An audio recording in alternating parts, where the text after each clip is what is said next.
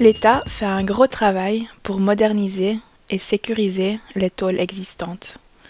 Il veut incarcérer tellement de gens qu'il loue une prison aux Pays-Bas et va ramener un bateau-prison géant. Et pour enfermer toujours plus d'hommes, de femmes et de mineurs, l'État est en train de construire 7 nouvelles prisons sur tout le territoire de la Belgique. Et si on les laisse faire, bientôt voilà à quoi la Belgique va ressembler.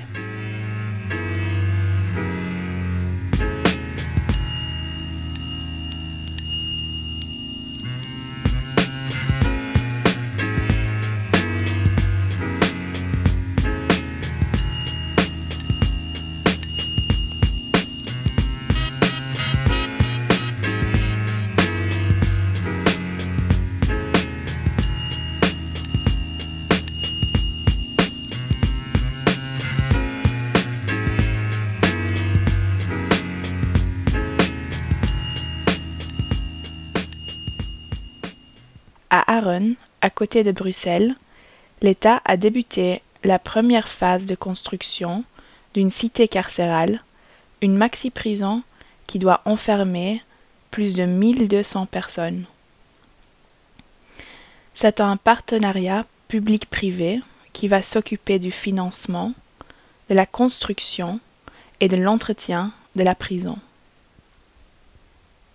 Toute une série de bureaux d'études, cabinets d'architectes, entreprises de construction et d'entretien vont se faire du fric au passage.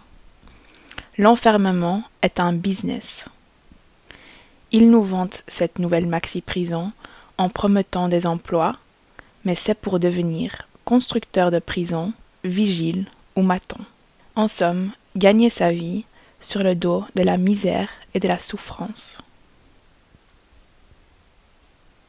Et si on ne les empêche pas, le complexe comprendra 2 maisons d'arrêt pour hommes, une prison pour jeunes, une prison pour femmes, où les bébés seront enfermés, une prison psychiatrique et un tribunal pour éviter les transferts.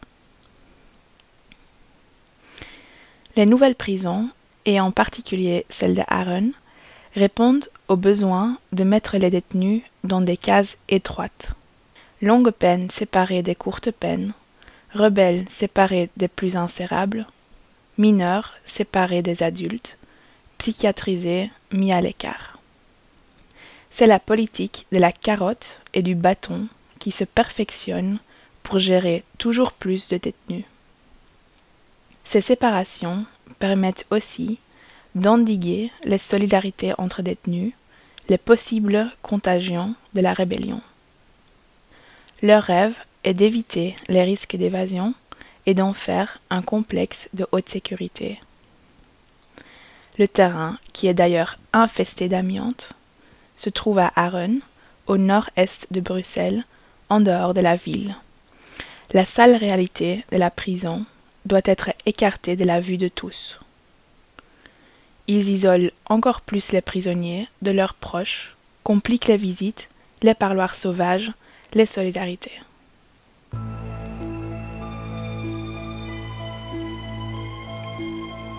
Depuis des années, des rébellions éclatent dans plusieurs prisons.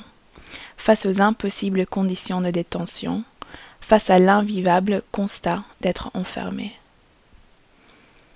Mutinerie, prise d'otages, évasion, blocage de préaux.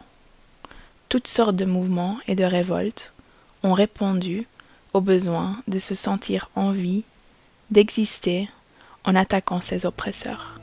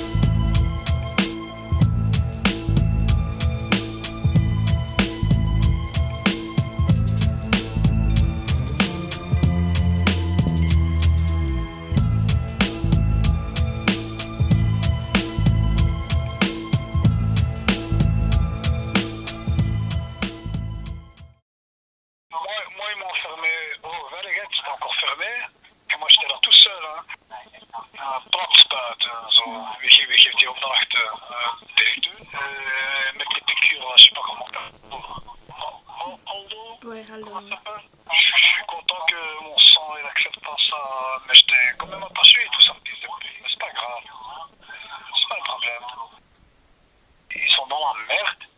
Ça, c'est même pas encore réglé. Eux veulent ouvrir des nouvelles prisons. S'ils ont beaucoup d'argent, qu'ils les disent, hein.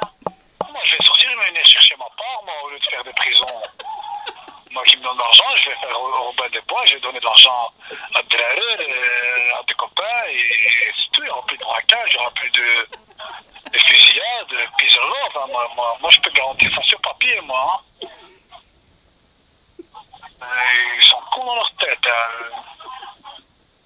C'est la production il y a 3 jours, et ils veulent une nouvelle prison. Eux, ils s'en sortent même pas, le cœur de prison qu'ils ont.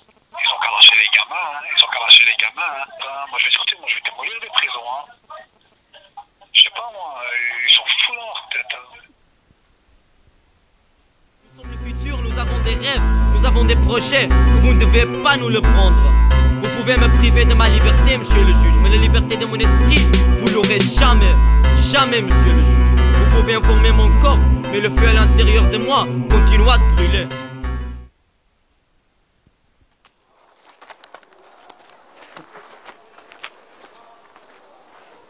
Et Zaki, il y a les autres trucs à côté, là. Ils voient.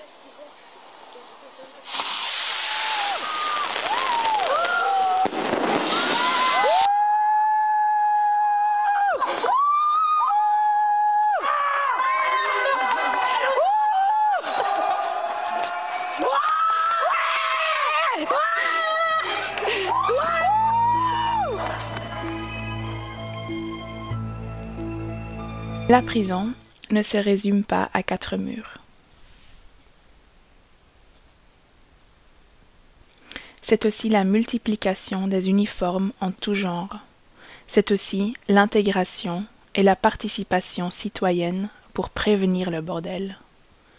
Ce sont aussi les transports en commun qui amènent leur lot de flics, contrôles, caméras. L'ordre doit régner. Tout le monde est appelé à marcher au pas de l'économie et du pouvoir. On est toujours plus pris à la gorge pour juste pouvoir survivre. C'est un serrage de vis général et on peut se réjouir qu'on ne les laisse pas tout le temps en paix. Les entreprises qui se font du fric dans le business de l'enfermement se font régulièrement attaquer. Ce n'est pas rare que des voitures appartenant à des parlementaires européens, des fonctionnaires et des militaires de l'OTAN soient incendiées. Il arrive aussi que les locaux des services de prévention partent en flammes. Dans certains quartiers, l'éclairage public est saboté pour compliquer la tâche aux keufs et aux autres balances. Les portiques de la STIB sont souvent cassés pour permettre de passer sans payer et les stations de métro sont recouvertes de tags.